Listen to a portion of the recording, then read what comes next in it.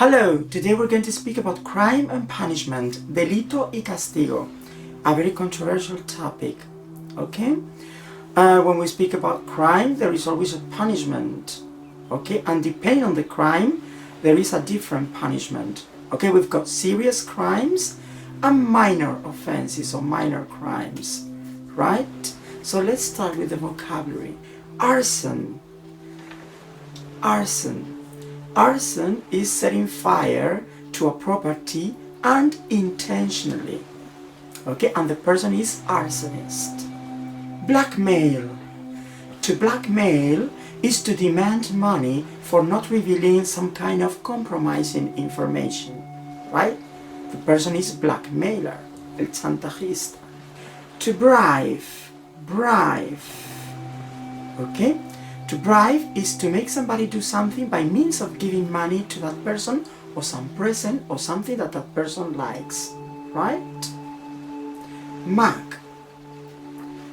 To mug is to rob and attack somebody in a public place. Stalk. To stalk is to pursue or approach stealthily, and the person is the stalker.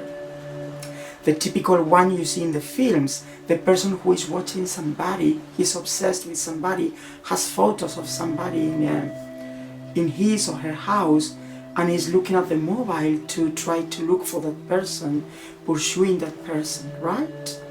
Kidnap. Hijack. Okay, the general verb for robar in English is steal. We say steal, stole, stolen, right?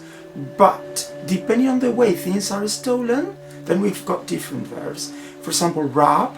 To rob is steal by force. For example, using a weapon. For example, rob in a bank. Because you use a weapon, you do it by force, right? But also metaphorically, rob can mean to deprive somebody of something. For example, she was robbed of everything except for her reputation, right? Then we've got to pickpocket. To pickpocket is those kind of thieves that steal wallets, right?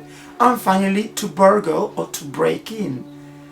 To burgle or to break in is to, okay, take property from the house. When the thief enters the house, in this case, we say the burglar. Okay, now let's see the process that a criminal has to undergo before he's sentenced, right? First, he commits or she commits a crime. Then, the person, he or she, is arrested. Then, the person is charged with a crime, right? Then, there is a trial, and in the trial, the criminal has to appear in court where he has been accused of something. What's the difference between charged with and accused of? Okay? Charged with is officially accused. It's in an official way. And accused of is, in general, there is no evidence about it. Okay? You accuse somebody, but you don't have enough evidence. Okay, and also the difference in the way it is expressed. Charged is with the preposition with, and accused with the preposition of. In the trial, we have a judge, the defense lawyer. There's also a prosecutor and a popular jury. All of them have to listen to the evidence. And after that, in case he is accused, and he's charged, for example, with any crime, with murder or whatever, then if it is a serious offense, if they consider that, he has to be jailed. Once he is jailed, with the time, if he has good behavior, he can be released on parole. Parole. But sometimes he's not jailed or she's not jailed, and then he pays for his freedom. We call it bail. Bail. Or in the case that he hasn't got to be jailed because there is not enough evidence, then he's acquitted or she is acquitted. To acquit is to let somebody go free because there wasn't any proof to show that he had committed a crime. right? Okay, let's focus on the questions. Do you agree with the death penalty?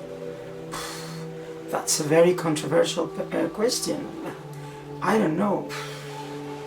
In general, no, but I think that if the capital punishment was instituted, okay, there should be at least forensic evidence, okay? Enough evidence to know that the person committed the crime, because it's something very serious.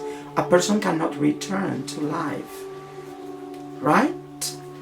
And some states in America, for example, instituted the death penalty, and they wanted to do it for serious crimes, for example, for serial killers or for rapists who usually reoffended, for example.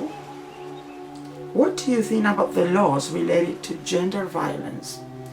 Well, I think they are unfair, completely unfair, because sometimes a woman has invented a fake mistreatment to get benefits from that.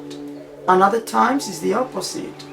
Some men have mistreated their wives or a woman in general. I think we don't have to take advantage of this topic to create a battle of the sexes as we usually do. This is not a question of men and women. This is a question of bad people mistreating other people who are not abusers. So I don't think that all men are physical abusers or all women are psychological abusers. I think it's a question of the person. So if, as I said before, it's so unfair, I think there should be evidence before sentencing anybody, men or women. What is the punishment for a person who commits arson?